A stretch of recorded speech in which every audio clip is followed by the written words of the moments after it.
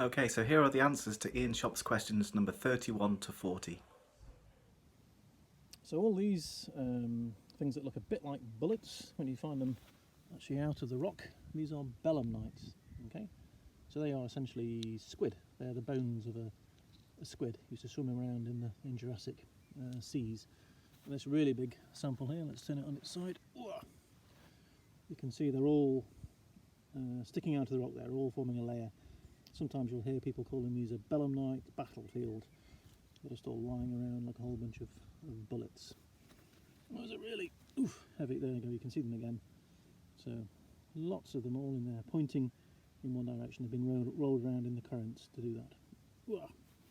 Let's have a look at this golden thing now.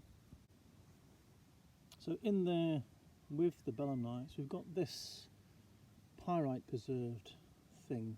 Okay, and there's the other side of it. I banged this open with a hammer, and there you can see it. That's actually, I think, a vertebrae of an ichthyosaur or a plesiosaur, something like that. A swimming Jurassic sea creature. It looks a bit like a dolphin. But that's what I think it is. You often find them loose as little vertebrae, but this one's preserved within all these belemnites here, in with belemnites. Okay. Okay, these small shells, or bivalves, are called nucleum ovum, which means something like round nut. They used to live on the sea bottom and move through the mud eating. The devil's toenail is an oyster that also used to live on the seafloor. It's called Gryphea. All these examples come from Whitby in Yorkshire. We can have a closer look at them in these still photographs. The Gryphea is at the top of these two photographs. You can see how it looks like a devil's toenail in this one. We then came to the middle Jurassic, when I said there was lots of rivers and deltas coming into the UK area. Let's have a look at this one on the right first. I think we started with that. That's actually a log. It's a big bit of wood which has just been transported in the river, and it's been buried and turned into coal, which is what all the darkness is, and then the white is quartz. So it's been fractured and this quartz is filled into that. But it's a big fossilised bit of wood, essentially. I said these were essentially the same fossil, but you can see the different styles of preservation, same as ammonites. The sample below here comes from a place called Brora, up on the very far northeast coast of Scotland, and you can see there's something in there which is kind of segmented, but it's completely flattened in the shale. And these are from the same age rocks coming from the Yorkshire coast, and here they're preserved in 3D, and you can see the same sort of, looks like the top of a sock or something like that there.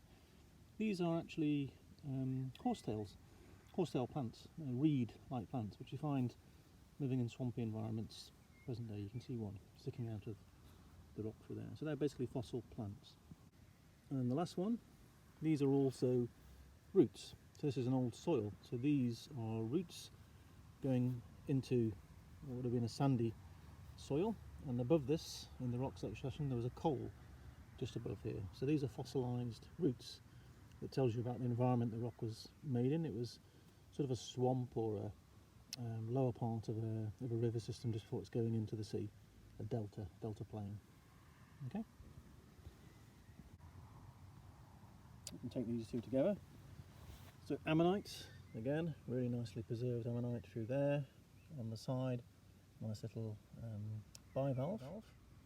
And then this is a bit of an ammonite. And what you're looking at here is something that's called sutures, which are, I think, basically the growth lines of the ammonite. As the ammonite sort of gradually grew, these are the sort of the growth lines. And they're quite distinctive. They change through time, so we can actually use the pattern to say what age rock we're in. So they're a bit of an ammonite sutures, they're called. So these examples came from Germany, or come from Germany and Morocco. So these are shells, something called a brachiopod. Look very similar to ones we saw back in the Carboniferous in Silurian. It's really nice. It's like a cockle almost, isn't it?